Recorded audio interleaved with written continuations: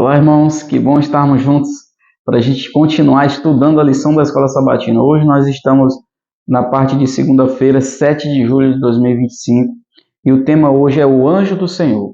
Você sabe, Deus tem milhares, miríades e miríades, diz a Bíblia, de anjos ao seu serviço. E Deus sempre comissiona esses anjos para que eles estejam fazendo alguma coisa. Eu acredito que, como no sonho de Jacó, que ele viu aquela escada, né? Os anjos descendo e subindo aquela escada, simbolizando um encontro do céu com a terra. Nós sabemos que esses anjos nos visitam constantemente. E aqui diz que o anjo do Senhor apareceu a Moisés numa chama de fogo, e no meio daquela chama de fogo, daquela sarça ardente, que falou com ele, do meio da sarça, foi o próprio Senhor Jesus. Pelas características, né? Êxodo 3, versículo 4. Não precisamos nos preocupar com o fato de que o anjo do Senhor era Jesus Cristo. O termo anjo significa mensageiro. Então, quando a gente lê na Bíblia, muitas vezes falando de mensageiros, ali está se referindo ao anjo. Estrelas também, dentro dos livros apocalípticos, a gente vê que se refere a anjos, mensageiros. E tem também a tríplice mensagem angélica, onde ali é usado como referência a um mensageiro também. Em hebraico, malak, dependendo do contexto, o anjo pode ser também um ser angélico, né? Humano ou divino. Às vezes você ouve as pessoas dizerem, você foi um anjo na minha vida, porque você providenciou alguma coisa, porque você fez algum ato bom para aquela pessoa, então você também pode ser o anjo. O anjo do Senhor não apenas falava em nome do Senhor, mas era o próprio Senhor. Jesus é o mensageiro de Deus que nos transmite a palavra do Pai. Então, às vezes, as pessoas não compreendem muito bem isso e elas acham que Jesus não pode ser chamado de anjo, né? Porque ele é Deus, mas a própria Bíblia faz referência, muitas vezes, no Velho Testamento, como sendo o próprio Deus sendo chamado de anjo. Em Êxodo 3, do 7 ao 12, como Deus explicou a Moisés por que queria intervir em favor dos israelitas escravizados no Egito.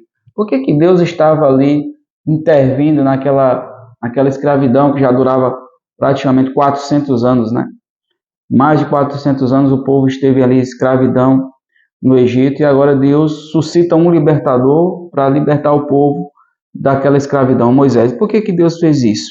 Quando a gente lê o contexto da história, a gente percebe que aquele povo estava sofrendo, mas ele estava ali vivendo ali, eles estavam sofrendo, eles não estavam felizes, e eles clamavam ao Senhor para que um dia surgisse alguém que os libertasse daquela escravidão.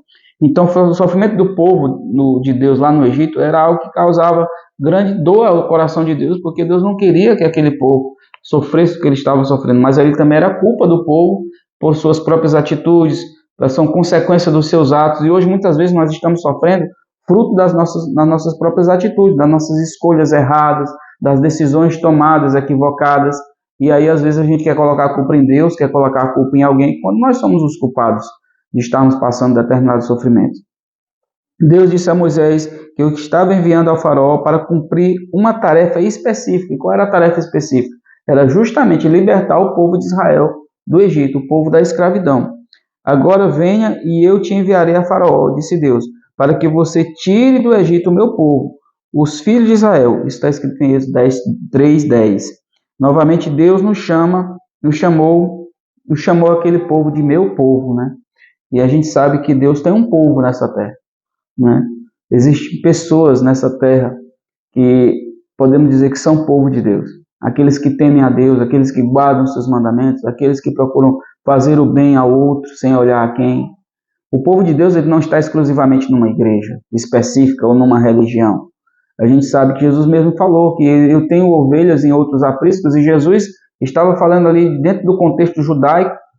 Ele nasceu numa família judaica e Jesus era judeu, mas ele disse, olha, eu tenho ovelhas em outros apriscos. Não há salvação, a salvação não é só para os judeus, não é só dos judeus, mas é para todo aquele que crê em mim. Jesus, vinde a mim, vós todos que estão cansados e sobrecarregados, e eu vos aliviarei. Mateus 11:28. Que tarefa gigantesca tinha agora à frente de Moisés?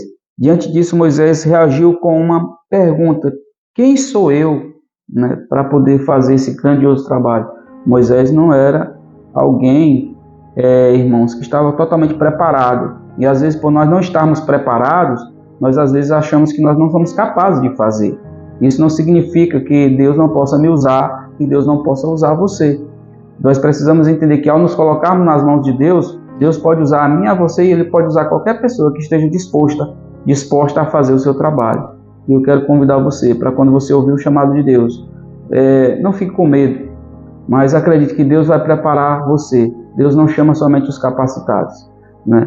Ele capacita os seus escolhidos e Ele quer capacitar a mim e a você. Vamos orar? Grandioso Deus, obrigado, Senhor, por saber que Tu pode nos usar na hora que Tu quiser, no lugar que Tu quiser. E nós queremos nos colocar nas Tuas mãos nesse momento, para que o Senhor nos use cada vez mais para fazer o Teu trabalho. Em nome de Jesus. Amém.